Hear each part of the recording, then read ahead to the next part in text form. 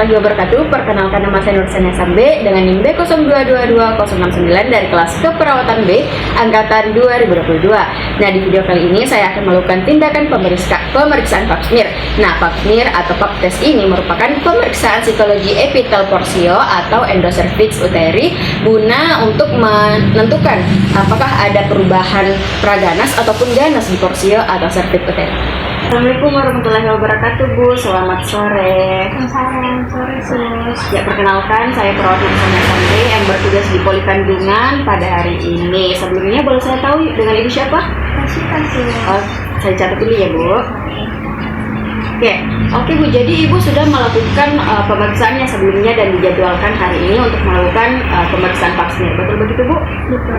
Oke, jadi ada beberapa informasi yang perlu saya dapatkan dari Ibu. Jadi saya akan mengajukan beberapa pertanyaan. Boleh, Ibu? Oke, sebelumnya Ibu usianya berapa? 30 tahun. 30 tahun.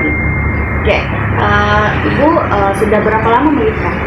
Sekitar 4 tahunan, Sus. Oh, 4 tahun. Ibu, apakah selama ada keluhan, Ibu? Apakah selama ini ada keluhan seperti keputihan atau keluar darah pada saat Ibu setelah Ibu berhubungan? Ada, Sus. Seperti keputihan. Oh, keputihannya itu, Bu, sudah berapa lama? Agak lama. Agak lama, Sus. Oh, itu, Bu, keputihannya berbau kah, berwarna atau agak gatal, Bu? Berbau, Sus. Jadi berbau saja, tidak gatal atau tidak berwarna begitu? Iya, tidak, Sus. Mohon maaf, Ibu, sebelumnya boleh saya tahu terakhir kali Ibu berhubungan seksual dengan suami Ibu kapan? Sekitar 5 hari yang lalu, Sus. Apakah sekarang Ibu dalam keadaan haid?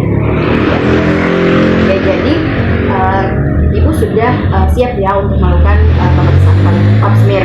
Jadi sebelum kita masuk ke tindakannya, saya ingin menjelaskan secara singkat terlebih dahulu tindakan yang akan kita jalani. Jadi pertama-tama saya akan memerintahkan Ibu untuk mengosongkan kandung kemihnya Ibu, lalu sekaligus membersihkan alat genitalnya Ibu. Lalu Ibu akan berbaring dengan posisi terlentang, kemudian kakinya Ibu itu ditekuk ke atas atau biasa kita sebut sebagai posisi litotomi. Kemudian saya akan memasukkan alat ke vaginanya Ibu yang bernama spekulum. Nah, kita masukkan spekulum itu supaya bisa membantu saya, Bu, untuk melihat leher cervixnya Ibu atau leher rahimnya Ibu dengan jelas. Kemudian saya akan mengambil sampel jaringan di luar cervixnya Ibu atau biasa disebut sebagai ectocervix, dan juga bagian dalamnya yang biasa disebut sebagai endocervix. Nah, pelaksanaan pemeriksaan ini akan memakan waktu sekitar 10-15 menit dan pasti Ibu akan merasa sedikit tidak nyaman, tapi saya berusaha semaksimal mungkin untuk melakukannya secara perlahan-lahan. Bagaimana, Bu? Apakah Ibu setuju dengan melakukan pemeriksaan pap smear? Setuju, Sus. Sebelum kita ke tindakannya, apakah ada yang Ibu tanyakan? Sepertinya tidak ada, Sus. Kalau begitu, silahkan Ibu ke toilet sambil saya mempersiapkan alat dan bahannya ya, Bu. Baik, Sus. Jadi alat dan bahan yang akan kita gunakan yaitu hand spoon steril, kemudian ada spekulum steril, lalu ada larutan DTP atau larutan steril, kemudian ada alkohol 96%, kemudian ada Cytobrush, ada spatula Aira, ada objek las, ada comb, kemudian ada handuk bersih, lalu ada perlak. Oke, pertama-tama itu kita pastikan pasien sudah mengosongkan kandung kemihnya, kemudian kita pastikan juga pasien telah melepas celananya, anggap saja sudah lepas, kemudian kita jaga privasi pasien. Setelah itu kita cuci tangan 6 langkah. Nah, anggap saja sudah. Setelah itu kita pakai hand spoon steril, kemudian kita posisikan pasien ke posisi litotomi. Permisi ya, pertama kita bersihkan area vulvanya Ibu dulu dengan menggunakan kapas yang telah diberi cairan steril. Kita bersihkan.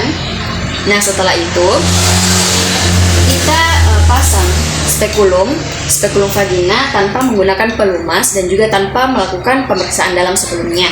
Nah, ini kita pasang spekulum vaginanya dengan menggunakan tangan kanan, kemudian tangan kiri ini membuka vulva. Ini pertama-tama pada saat kita memasukkan spekulumnya ini kita posisikan horizontal, kemudian setelah masuk kita posisikan ke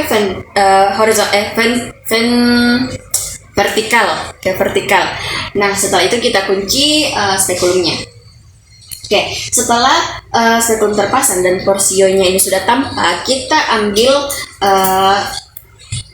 sampel yang pertama dengan menggunakan cytobrush. Nah, sampel pertama ini kita ambil dari canalis cervicalis. Kita masukkan cytobrushnya ke dalam canalis cervicalis, kemudian kita putar 180 derajat mengikuti arah jarum jam. Nah, setelah itu kita ambil objek gelas dan sampelnya ini kita oleskan pada objek gelas dengan sekali usapan, kemudian kita fiksasi dengan cairan dengan alkohol 96% atau kita rendam ke dalam alkohol 96% selama 30 menit. Nah, untuk sampel kedua kita ambil dari leher rahim atau ectocervixnya ibu dengan cara memasukkan spatula air ke dalam leher rahimnya ibu.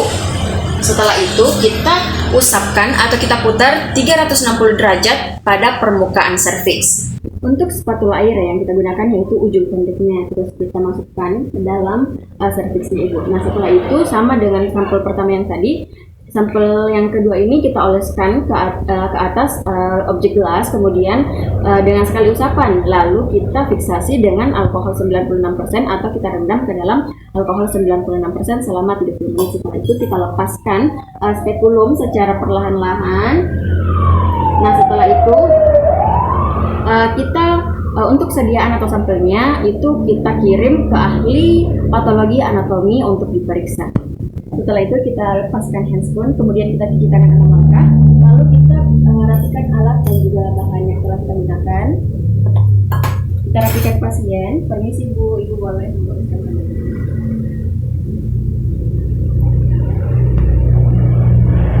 Baik Bu, jadi pemeriksaan pasien telah kita lakukan.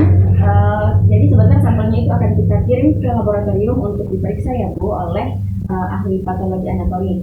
Jadi untuk hasilnya nanti akan diinfokan. Semoga Ibu cepat sembuh ya Bu. Assalamualaikum warahmatullahi wabarakatuh.